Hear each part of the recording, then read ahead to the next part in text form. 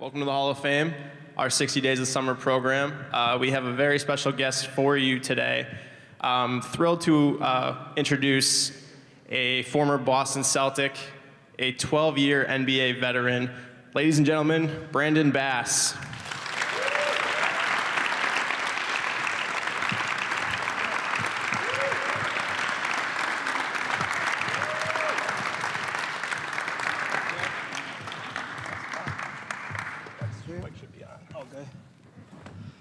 How's it going? Pretty good. How y'all doing out there? Good. Thanks for being here. Man, thanks for having me. So, first time at the Hall of Fame? First time. I kind of want to touch on, all sorts of stuff throughout your career and take you back. And, it's summer here, and there's a lot of kids here who are, probably just learning the sport for the first time or recently learned the sport. If you can think back, just kind of your earliest memories of playing basketball. How did you get into the sport initially? My earliest memories of basketball would be my mom had this dirt court built for me in this country town right outside of Baton Rouge, Louisiana, where me and my little brother used to play basketball. So, and some other earlier memories was us watching, Michael Jordan games with my mom, and that kind of where I developed the passion, and the love for basketball. So you mentioned, growing up Baton Rouge area, you got into the game and obviously continued your career collegiately at LSU, right in Baton Rouge. Just if you want to talk about that decision to decide to stay locally and play college basketball pretty much right in your backyard. Well, I went on a bunch of visits to a bunch of different schools. I even came out close to here. I went on a visit to Connecticut.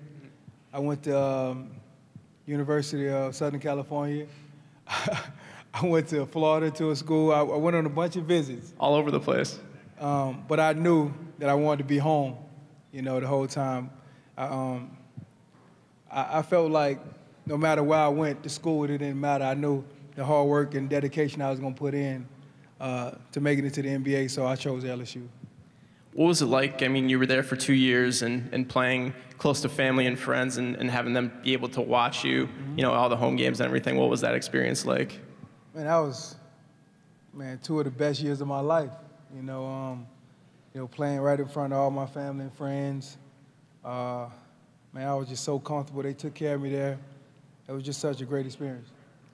Sure, it's always a tough decision, too, when, players decide whether it's time to go to the NBA, stay for another year in college. Talk about that decision. How tough was that for you to decide, after 2 years that, you were ready to go? Yeah, it was tough. It was a challenging experience for me. It was very stressed times for me, I was a McDonald's All-American because I actually wanted to go to the NBA out of high school. But I actually went 2 years of LSU. I don't know, I just really, I was anxious to get there. I couldn't wait, So I made the decision, and it was one of the toughest decisions I had to make because, for all the kids that are one day gonna go to college, I would say my advice now, looking back on it, is to enjoy college. Because those times are the best times of your life. Being a mom and a dad, it's real. That's,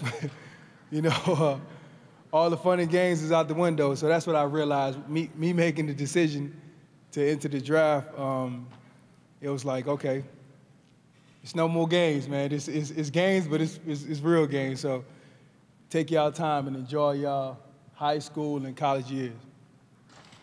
So 2005, the NBA draft, everybody has a different draft night story, different, how some crazier than others, some more relaxed and just hanging with the family. What was your draft night like? Yeah, that's funny. I actually had a group of my family and friends out to one of my aunt's house, and we did like a draft party, and we watched the draft in this room. Because, I was supposed to go like mid to late first round. And man, mid went, late first round went. So it got kind of scary for me, and I was actually picked the third pick in the second round. So it was kind of one of those experiences where I was happy and sad. You know, I was happy because I got drafted, and sad because it was a little later than I expected, but it was a blessing. So, you're drafted by the New Orleans Hornets, who, you grow up in Louisiana, you stay, play college basketball at LSU, you're drafted by New Orleans. I mean, just that career arc. I mean, what were those initial thoughts, when you get taken by New Orleans? I'm home again, But the funny thing, in 2005, what happened was that the Hurricane Katrina hit. I don't know if you guys remember that. Hurricane Katrina hit, so I didn't get the opportunity to play in New Orleans. We had to vacate to Oklahoma City. Mm-hmm. So I played my first 2 seasons in Oklahoma. Mm-hmm. I'm sure, like we mentioned before, playing in front of your family and friends in college is one thing. Playing for an NBA team, representing your home state is another. Did you feel any added pressure, being so close to home and trying to perform your best, knowing, there's a lot of family and friends watching you, there's a lot of people, cheering you on, that you grew up around? Well, being that I wasn't home, I didn't have many family and friends to come watch me play. So being in Oklahoma City, I was very, very lonely, man. I was lonely, so it was cool. So your career is, it's taken you a few different places. Dallas and Orlando. I think a lot of people here probably are pretty interested in your time in Boston, however. Talk about that, the moment you're traded to the Celtics. Do you remember anything about that moment? Do you remember where you were when you found out? It's such a historic organization. Yeah, so the funny thing of when I got traded here, it was the day after the lockout, right? And I had just had my first baby girl. She was a day old, right? So I left my phone in my car. And so after our first doctor's appointment the next day, we get in the car and I check my phone and I see my agent call me. So I know when my agent has called me, something's going on. So I called him, right? Check this out. It was like, he said, hey, Brandon, here's Danny.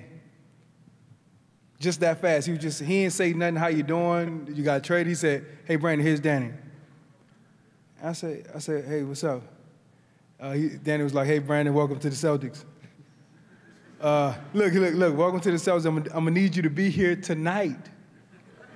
I said, bro, okay, all right, cool, yeah, all right. I'm sure you get, family calling you, congratulating you, and then there's Danny Ainge. You're like, oh, no, you're coming to the Celtics. I'm sure that was a bit of a surreal experience. Man, I was in awe. I couldn't even, once I got off the phone, I was like, damn, I can't leave right now. You're so fast, But so I talked my agent into, talking with Danny to see if I could come the next day. It was on a Friday. I asked him to come, if I could come Saturday.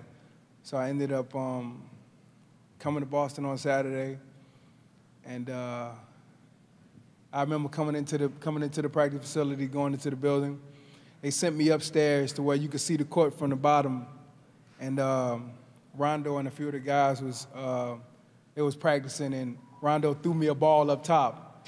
And, when he threw me the pass and I caught it, and I just felt at home. I just felt comfortable, you know what I mean? So that was that experience, yeah.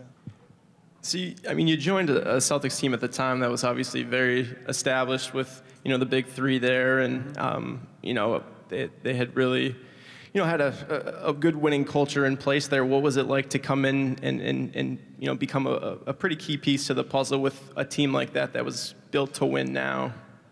Man, the best 4 years of my career, under Doc, under Danny, man, and, being on the floor with KG, Paul, Ray, Rondo, I learned so much, So during those times, I was like a sponge, I know y'all know Kevin Garnett. Y'all know how his antics, his emotion, his passion, his talking.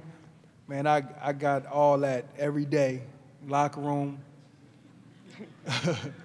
on the court, 4-hour flights from the East Coast to the West Coast of him telling you what you need to do, him telling the stories. Such a great experience, man. You know, I got an opportunity to start, and we ended up making it to the conference finals. One game away from making it to the finals. It's just an unbelievable experience. You know, and then to speak to when I first came to Boston, it was, man, it's such a weird place from down south. I mean, Boston just looks different. But the place, man, it grew on me and my family, and it's very dear to our heart. I got to imagine those, you know, people see the games and the on the court things and in conversation with Garnett and Pierce and those guys, but, you know, behind the scenes, and you touched on it, practices and those moments. I mean, how intense were some of those practice sessions with those guys? I'm sure it was, you know, if not, felt like a game situation, I'm sure. Oh, no. Almost every practice was like, it's like a game. You know, because, you know, KG, I usually matched up, when I first got there, I matched up with him every practice, and it's Kevin Garnett, man. You know, so I was trying to go at him, and he was going at me. He was talking noise. I'm not a big trash talker. Because when it comes to trash talking, it's like, I just want to be physical. I don't want to just keep talking. But KG is so great at talking, and what he did was, he put me in position to raise my level of play mentally and physically. So the practices was very intense. Oh my God, we talked a lot of trash. Well, they talked a lot of trash, and I was just being a part of the physicality part of it. Man, awesome times, man. I can imagine your trash talking game probably got better, if nothing else, from being a Celtic for a few years. I would say I got slicker. You know what I mean? I got slick punchlines here and there that I learned, you know, over the years. Slicker, I like that. Yeah. You mentioned, so that first season with Boston, I mean, wound up being your deepest playoff run, you know, as a pro, and you and the Celtics in Miami that season go to 7 games in the conference finals. Yeah. What was that series like to be a part of, and you know, just kind of going through the battles of a deep postseason run? The whole year was an incredible year. I don't know if you guys remember the year. So it was the lockout year where we had to play like back-to-back games, you know, and so it was tough on the season and tough for the older players, you know, like, you know, Paul and Ray and KG. So a lot of times we played games where, so if we played a game in New York and we had a back-to-back in Charlotte, Doc will leave the big three in New York, and the young guys will go play Charlotte, you know, and then we have to play like Brooklyn 2 days after. We'll go back, and they'll, you know, wait for us. But the year was funny because, like, we were struggling in the beginning, and around All-Star break, Danny kind of wanted to make a change. So he, you know, I remember him bringing the big three into his office, saying that if we don't change things around, you know, he was going to make some trades. So we ended up turning it around. Well, he didn't make no trades, and that was the year we went to the conference finals, where that was really kind of unexpected, you know, for that group.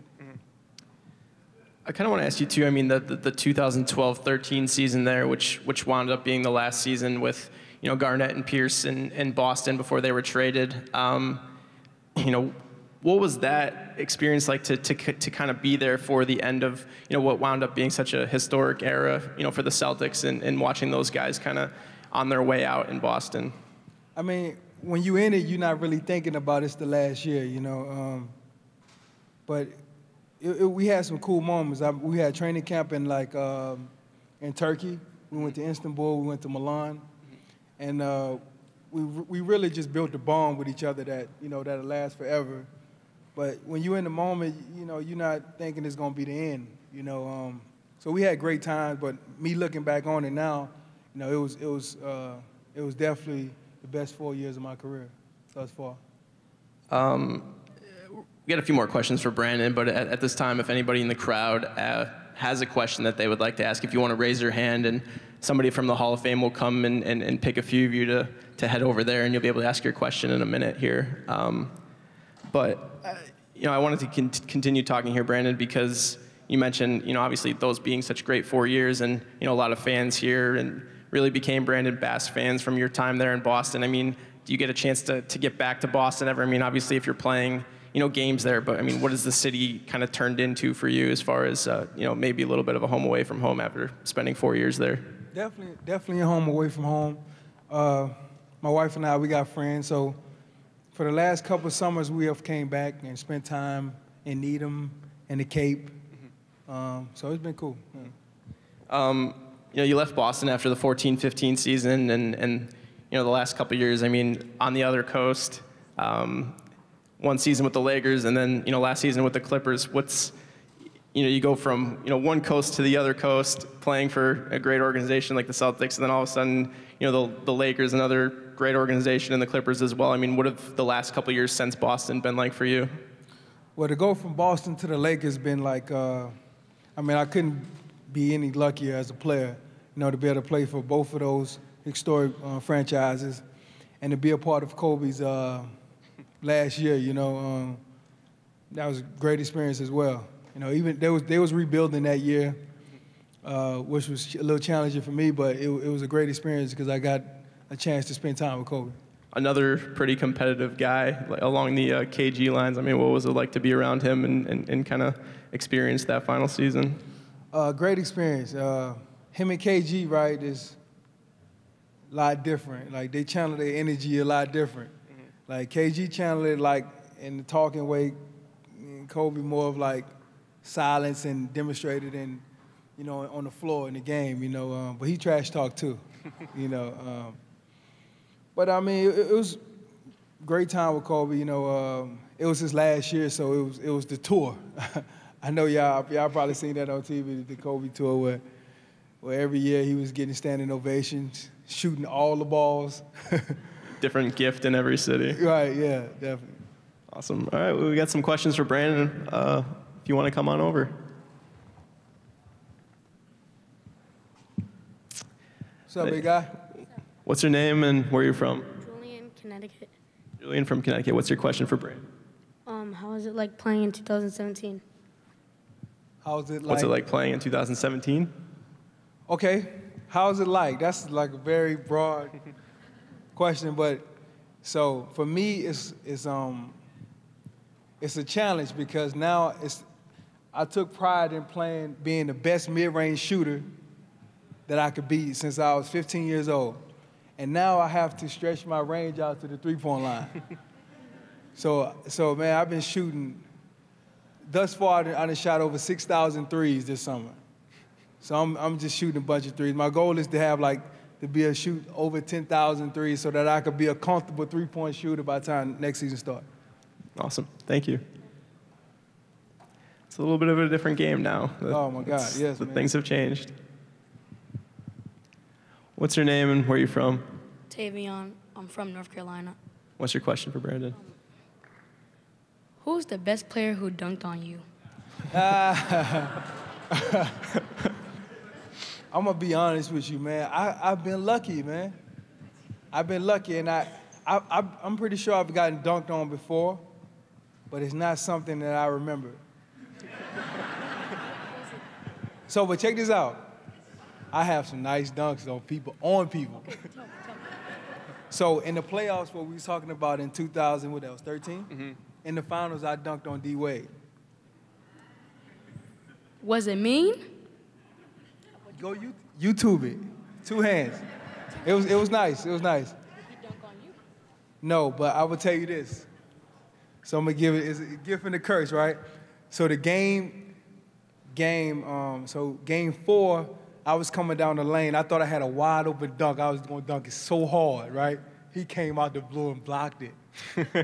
D. Wade did. So game 7, I got him back. You can look it up on YouTube. I got him back. I couldn't sleep knowing that D-Wade blocked my shot, man. I was like, what the? Were you there when Jason Terry got dunked on? Yes, I was, sir. Yes, I was. That was crazy. Go to sleep that Awesome. Oh, I slept well. It wasn't me. But it was JT. You know, he's not a jumper or anything, so he took it pretty easy. Awesome. Thank you for the question. Yeah.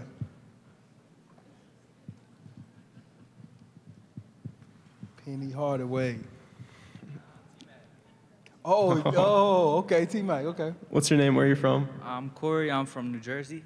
What's your question for Brandon? The question is, how much of it is really dedication? Because all I think about is how it's dedication for you, but you're like 6'8". So is it really dedication or just like luck of the draw? Well, I tell you what.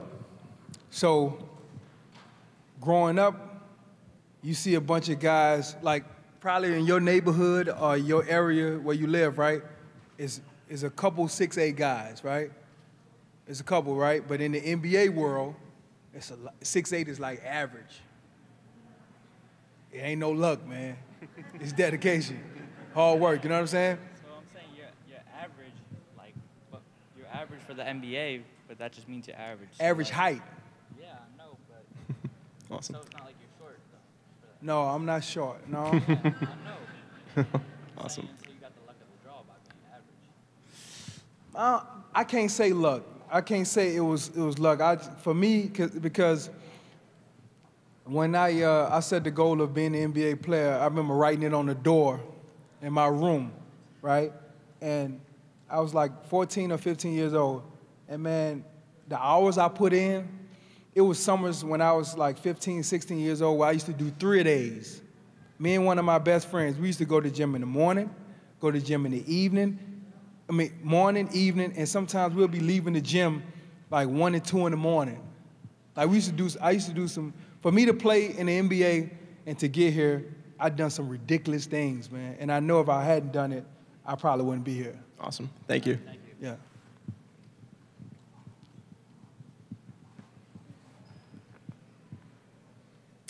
Hello. What's your name? Where are you from? Bill from Dedham, Mass. Yes, sir. Yes, sir. What's your question? Hardest cover, best teammate. Hardest cover. So I played in Dallas with Dirk. But when I played against him, you know, he was challenging because, you know, he's 7 foot and he's skinny, so I can't be physical with him, so he was tough to guard. Zach Randolph was very tough for me to cover. Yeah, physical. When I was in Dallas playing, I had to guard Yao Ming one time. How'd that go? So look, I don't have a chance if I stand behind Yao Ming. So I had to front him the whole game. And I'd never been that tired in my entire life. So I wrestled with this guy all game long. I fronted him. So I didn't want him to touch the ball, because if he touched the ball, he could just shoot over me. And one other time I played against Shaq. So he's with Phoenix, I'm in Dallas. If they lose this game, right, they out the playoffs, we in. They lose the game, but I felt like Shaq was taking it so easy on me, man, because I went to LSU. Like, so I'm guarding him, right? I'm guarding him. He'll catch the ball, they double team, he pass it out. Usually, he'll elbow you in your mouth and dunk on you. So he took it easy on me. So those couple guys, and my best teammate was, man, I had some hell of a teammates. You know, I got to name a bunch, you know, from starting from my early years in my careers. But from the popular guys that you know, it would be Dirk Nowitzki was a great guy. I'm out of my, he used to work out at nighttime, every night at 7 o'clock. And one night I went in there and I saw him in there working, and I started doing that every night. KG was awesome, even though we used to argue a lot. Oh my God. If you ask him, if anybody who played with the Celtics, if y'all ever run across him, you say, how much did Brandon and KG argue? Like every time in the locker room, every plane trip, it was like big brother, little brother. But unbelievable teammate. Man, he'll give you the shirt off his back. Man, I got Rondo. I got a bunch of guys, Jameer Nelson, a bunch of guys that, every team I played on, there's some great guys out there, man. Awesome. Thank you. Yeah. A couple more. Hey there, what's your name? Where are you from? I'm John, and I'm from Dedham. What's your question for Brandon? If you could be on any team you wanted right now in the NBA, which team would it be? It's a trap. Any team. So, all right, I thought about this, man. Hypothetical, completely hypothetical question here. I thought about this, right? So you know what? I got wife and I got kids, man. And it used to be all about me. And it's pretty much about them. I'm just around. And my wife, they love it here. So if I had to pick of a team to be on, it was to come back here and play. There you go. Yeah. That's a good answer.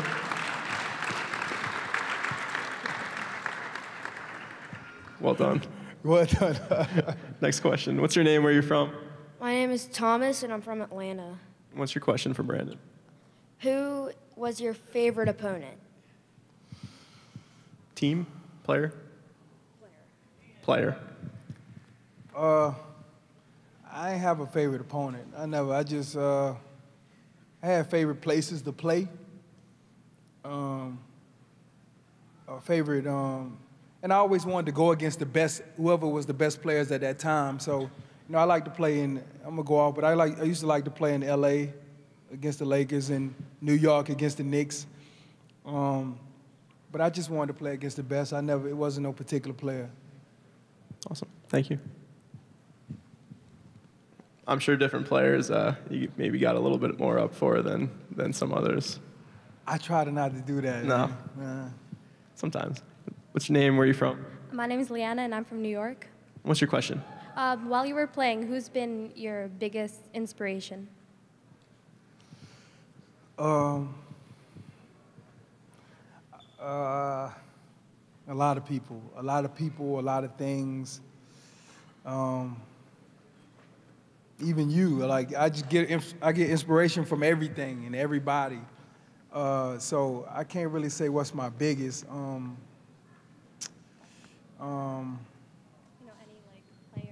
Any player. I mean, when I was young, I was a huge Michael Jordan fan. I watched all documentaries, all his tapes. I used to try to do the moves, but Michael Jordan was the big inspiration. He's probably the reason why I love the game and why I play basketball. Michael Jordan, yeah. Awesome. Thank you. You got one more?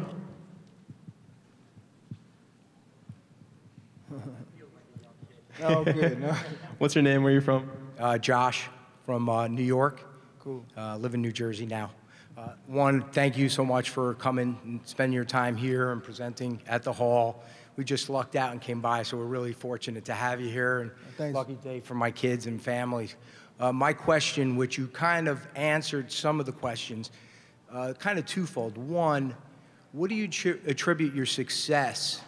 I know you talked about the hard work, some crazy things you've done, KG, late night. Can you kind of give an overview for all the kids out here of what that hard work means and just kind of summarize it? And my second part of that is your support network, because you, believe it or not, are a great American by virtue of your success in life, where you've come from and the success you've had. And that's important for all these kids out here to kind of, what's the support around you that helped you get to where you are? Thank you. Okay. Two parts, sorry. Hold up. Let me go back. The hard work and the success. Okay, cool. I got you. So, Like you did some crazy I got you. Yeah. So when I was 14 or 15 years old, I set a couple goals, and I wrote them in black mark on the door of my wall, and I figured out all the proper steps it would take to achieve those goals, right? And the number one thing was going to school and making good grades.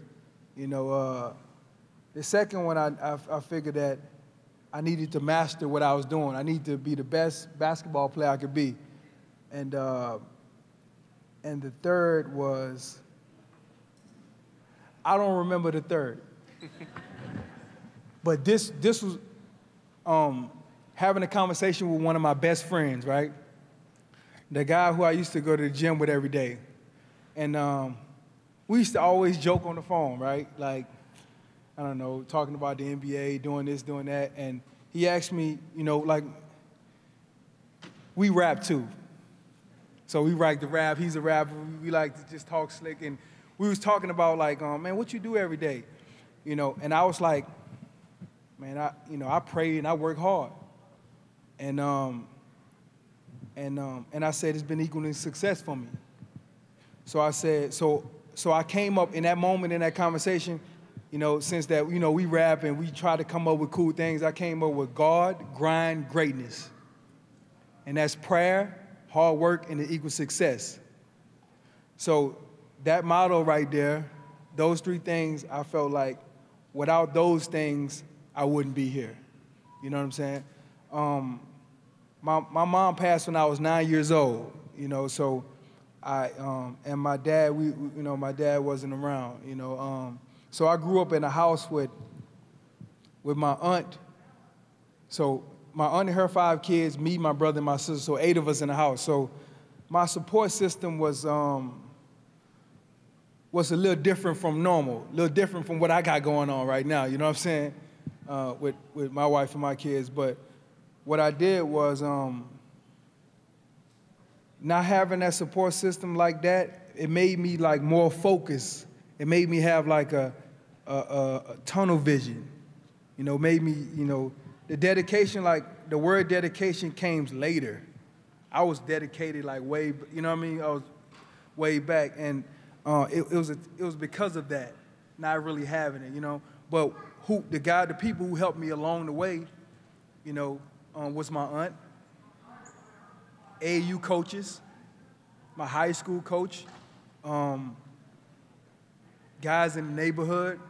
You know, that's why I say I get inspiration from so many different places, and I'm so grateful for so many people because, you know, I got support from so many different places and like all in awkward settings versus like the norm, you know what I'm saying? And so you can make it out of any and every situation, you know?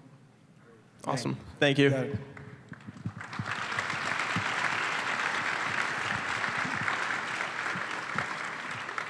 So I kind of want to wrap this up with a final question. And you mentioned, you know, the struggles early on and getting to where you've gotten at this point. And, you know, you're sitting here, center court, the Basketball Hall of Fame, and you look up and you see, you know, the faces and the names of all the, you know, innovators of the game and the greats that, you know, you grew up watching, and, you know, some of them played against. And, you know, in a few short years, you know, some of those guys that were on that Celtics team are probably going to be in here. So just for you to get to this point in your career, what does it mean to be here, to see, you know, all these faces and know you're a part of, you know, a game that's brought all these people here? Special. You know, I knew it was going to be a special experience. That's why I wanted to bring my son. You know, he got his hoop dreams, you know, as well right now. But I knew coming here was going to be special. You know, man, I love this game. The game is so special. The game has, man, it took me all over the world, being able to meet tons of different people, special athletes, people, ball players. And I get to, you know, share my story and try to inspire other people. So coming here where it all started, you know, it's just another amazing moment in my life and my career. Awesome. Well, thank you very much for being here. I want to have one final round of applause for Brandon Bass for joining us today. Thank you.